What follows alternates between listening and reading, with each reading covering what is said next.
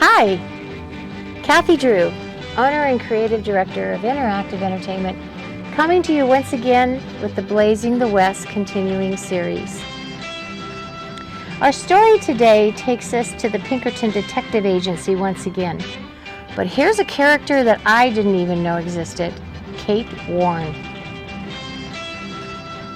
Kate was the first female detective hired by Alan Pinkerton himself, and her story is truly a fascinating one. I will be telling Kate's story today, so you won't have the normal ending of one of the characters introducing themselves. But I would also encourage you, after listening to Kate's story, go and investigate her more. It's a long one, so you're getting the shortened version, but the most important part. Sit back, relax, and enjoy the story of Kate Warne, the first female detective of the Pinkerton Detective Agency. I'm Kate Warne, and I was appointed America's first female Pinkerton Agency detective in 1856. And I'm excited to tell my story. I was born into a family of modest means in Erin, New York in 1833. While my education was limited, I studied hard and was a quick learner. I really wanted to be an actress when I was young, but my family changed my mind with reality explanations. I don't like talking about my past.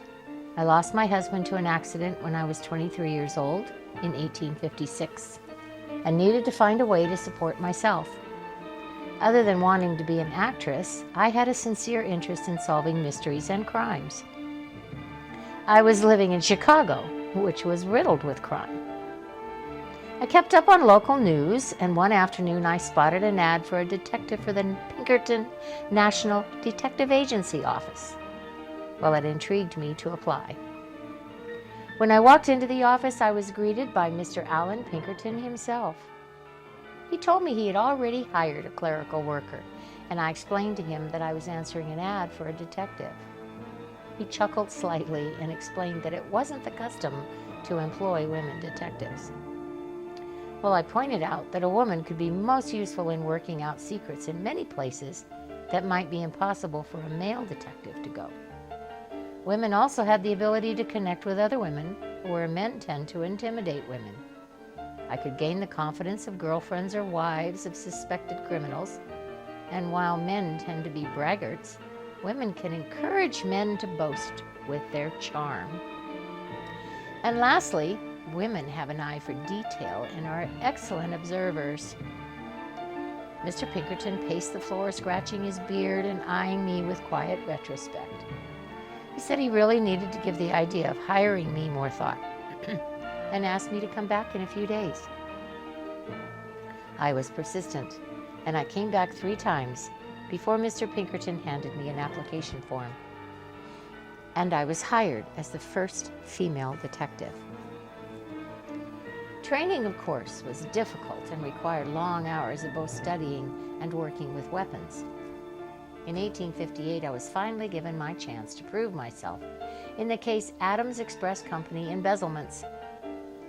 Nathan Maroney was the manager of the company's Alabama offices and was believed to be the last employee to see $50,000 of the express money before it disappeared, so he was the prime suspect. I was able to gain the confidence of Mr. Maroney's wife. Mrs. Maroney not only divulged that her husband had taken the cash, but she knew where to find it in Jenkintown, Pennsylvania.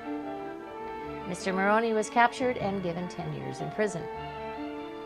In 1860, Alan Pinkerton put me in charge of his new female detective bureau. In 1861, Pinkerton Agency was hired by Samuel H. Felton, president of the Philadelphia, Wilmington, and Baltimore Railroad, to investigate secessionist activity and threats of damage to the railroad. Agents were placed at various points in Maryland to watch and investigate the activity, which uncovered a possible assassination plot of the president-elect Abraham Lincoln. I was one of the 5 agents sent to Baltimore on February 3, 1861, to investigate further. I posed as a Southern belle named Mrs. Cherry, with an accent and a bouquet of ribbons in my hair. which was to be the signal to the Southern sympathizers. I attended social gatherings in classy places like the Barnum City Hotel and flirted with the suspects to gain information on the assassination attempt. The plan was to intercept Lincoln as he changed trains, and a mob would surround him while others created a distraction to draw the police away from the scene. The plan was also to make Mr. Lincoln appear frail and as an invalid, and I was to be his caretaker. Telegram lines would be cut so would-be assassins couldn't be tipped off. We were able to get him on the train without incident, and I spent the entire night with a grip on my pistol and keeping my eyes open.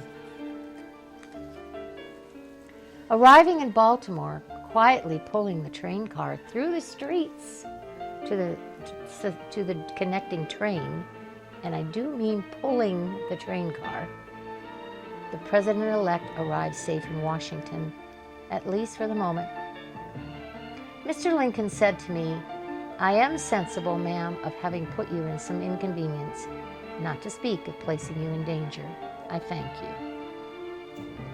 Mr. Pinkerton knew of our commitment and incorporated the motto, "We never sleep," with the open eye as the logo for the Pinkerton Agency. On April 12, 1861, Confederate cannons in Charleston began firing on Fort Sumter, and it marked the beginning of the Civil War. Pinkerton wrote to the now President Lincoln offering the services of the Pinkerton Agency.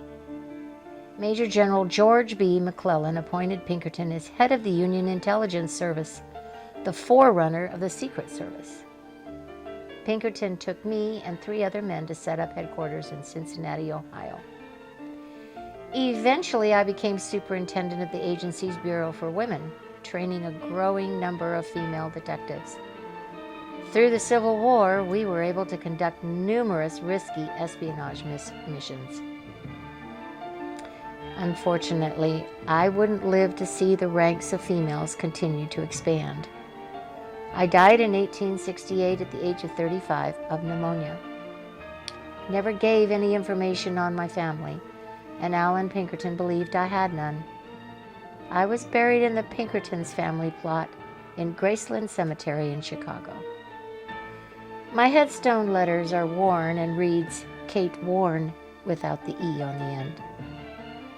Alan Pinkerton said at my funeral, "She never let me down." He also put in his will that my plot could never be sold. I'm Kate Warne, the Pinkerton's Detective Agency, first female detective. And thank you for listening to my story and keeping my memory alive.